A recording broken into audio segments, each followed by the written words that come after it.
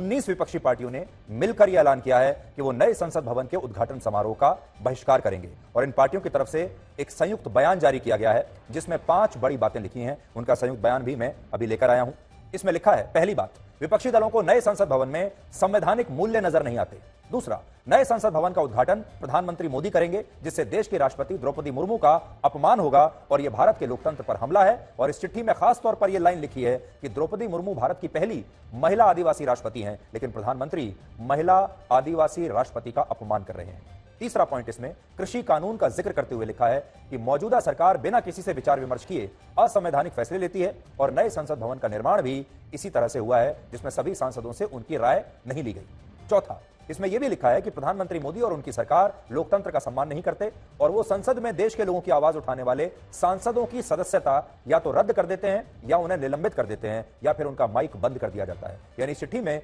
राहुल गांधी की सदस्यता रद्द होने को भी एक बड़ा मुद्दा बनाया गया है और कहा गया है कि राहुल गांधी मतलब देश की आवाज। पांचवी बात इसमें लिखी है कि जब लोकतंत्र की आत्मा को संसद की इस नई बिल्डिंग से निष्कासित कर दिया गया तब ये सारे विपक्षी दल इसके उद्घाटन समारोह में जाना उचित नहीं समझते, इसलिए इन सभी पार्टियों ने संयुक्त रूप से इस उद्घाटन समारोह का बहिष्कार करने का फैसला किया है। थोड़ा सा मैं आपको पढ़ के भी सुना देता हूं।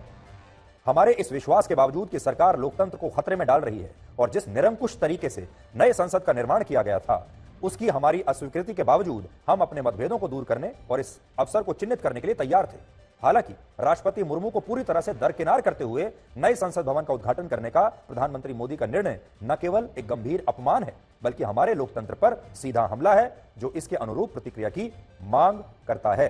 तो अब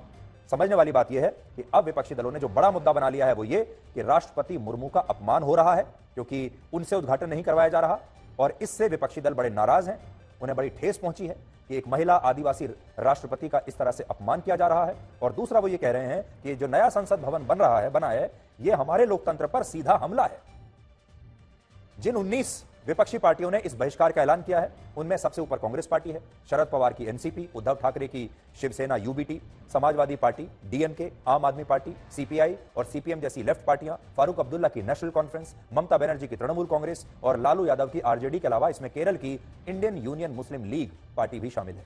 लेकिन इस एकजुटता का मतलब क्या है यह भी आज आपको समझना चाहिए और इसके लिए आज हमने कुछ आंकड़े आपके लिए निकाले हैं। इन सभी 19 विपक्षी पार्टियों के लोकसभा में कुल मिलाकर 143 सांसद हैं। यानी मौजूदा लोकसभा में जो 539 सांसद हैं उनमें से सिर्फ 27% यानी 143 सांसद इन 19 विपक्षी दलों के हैं, जबकि अकेले बीजेपी के लोकसभा में 56% यानी 301 सांसद हैं। और इस हिसाब से ये 19 विपक्षी दल मिलकर भी लोकसभा में बीजेपी के आसपास तक नहीं आते। लेकिन अगर ये विरोधी पार्टियां उद्घाटन समारोह का बहिष्कार जो कर रही हैं तो इसका मतलब यह है कि इनके 143 सांसद नए संसद भवन के उद्घाटन में नहीं आएंगे। इसके अलावा इन सभी दलों के राज्यसभा में भी कुल मिलाकर 97 सांसद है, 97, और ये सांसद भी अब उद्घाटन समारोह में नहीं आएंगे। कुल मिलाकर कहें तो देश में लोकसभा और राज्यसभा के जो कुल मिलाकर 777 सांसद हैं उनमें से इन 19 विपक्षी दलों के 240 सांसद अब उद्घाटन समारोह का बहिष्कार करेंगे और यह संख्या 242 भी हो सकती है अगर असदुद्दीन ओवैसी की पार्टी भी इस बहिष्कार का समर्थन करती है। तो ओवैसी ने यह कहा है कि देश को नए संसद भवन की जरूरत तो है लेकिन इस लिहाज से नए संसद भवन का जो निर्माण है वो उचित है, यह सही है, लेकिन अगर इसका उद्घाटन सदन के लोकसभा के स्पीकर द्वारा नहीं किया जाता तो फिर उनकी पार्टी उद्घाटन समारोह का हिस्सा नहीं बनेगी। यानी आप यह मान लीजिए कि ओवैसी भी इन विपक्षी दलों की टीम में ही शामिल होने वाले हैं, वो भी नहीं आएंगे।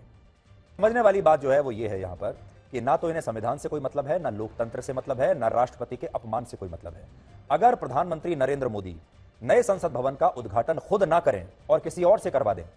तो ये सारे लोग आ जाएंगे। इनकी असली समस्या है प्रधानमंत्री नरेंद्र मोदी। इनकी असली समस्या यह है कि प्रधानमंत्री मोदी खुद कैसे उद्घाटन कर रहे हैं और अगर उन्होंने खुद उद्घाटन किया तो वो इतिहास में उनका नाम हमेशा के लिए दर्ज हो जाएगा और यही ये लोग नहीं चाहते। बीजेपी के लोकसभा में 301 और राज्यसभा में 93 सदस्य हैं और इस तरह बीजेपी के 394 सांसद इस उद्घाटन समारोह का हिस्सा बनेंगे। इसके अलावा शिरोमणि अकाली दल और रिपब्लिकन पार्टी ऑफ इंडिया यानी आरपीआई ने भी इस उद्घाटन समारोह में हिस्सा लेने का फैसला किया है और नवीन पटनायक के बीजू जनता दल, चंद्रबाबू नायडू की टीडीपी और आंध्र प्रदेश के मुख्यमंत्री वाईएसआर जगनमोहन रेड्डी की पार्टी ने इस समारोह में हिस्सा लेने का फैसला किया है और इन सभी पार्टियों के कुल मिलाकर 40 सांसद हैं।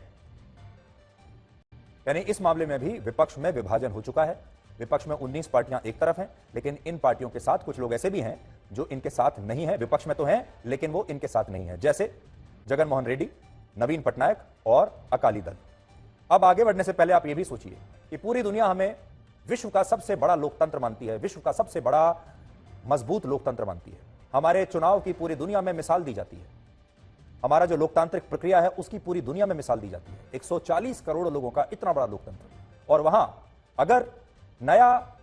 संसद भवन बन रहा है और उसका उद्घाटन हो रहा है तो सोचिए 19 पार्टियां उसका बहिष्कार कर देती है। पूरी दुनिया में हमारा कितना मजाक उड़ेगा, दुनिया के लोग हमारे बारे में क्या सोचेंगे, हमारी विपक्षी पार्टियों के बारे में क्या सोचेंगे। और दुनिया भर के लोग यही कहने वाले हैं कि राजनीति करनी थी तो कर लेते, लेकिन कम से कम इस मुद्दे पर, लोकतंत्र का मंदिर होता है संसद भवन, कम से कम लोकतंत्र के मंदिर पर, दुनिया के सबसे बड़े लोकतंत्र में राजनीति नहीं होनी चाहिए थी, इसे तो छोड़ देते। पहले इन सभी पार्टियों ने इस नए संसद भवन का यह कहते हुए विरोध किया कि यह प्रधानमंत्री मोदी का पर्सनल महल या फिर एक पर्सनल वैनिटी है या उनका एक पर्सनल प्रोजेक्ट जैसा है, ये वो अपनी खुद की महत्वाकांक्षाओं को पूरा करने के लिए कर रहे हैं और इसलिए वो इसका विरोध कर रहे हैं। बाद में फिर कहा कि नए संसद भवन का उद्घाटन 28 मई को वीर सावरकर की जयंती पर क्यों हो रहा है, हम वीर सावरकर की जयंती पर उद्घाटन नहीं होने देंगे। फिर वीर सावरकर को मुद्दा बनाया और कहा कि यह बीजेपी और प्रधानमंत्री मोदी का खुद का एक एजेंडा है, यानी फिर तिथि पर इन्हें आपत्ति होने लगी। इसके बाद कहा कि नए संसद भवन का निर्माण एक फिजूल खर्ची है, देश का पैसा इन्होंने लुटा दिया और भारत को लोकतंत्र के नए मंदिर की आवश्यकता नहीं है, बल्कि भारत को मजबूत लोकतंत्र की जरूरत है, यानी नई बिल्डिंग की आवश्यकता नहीं है, लोकतंत्र को मजबूत करिए।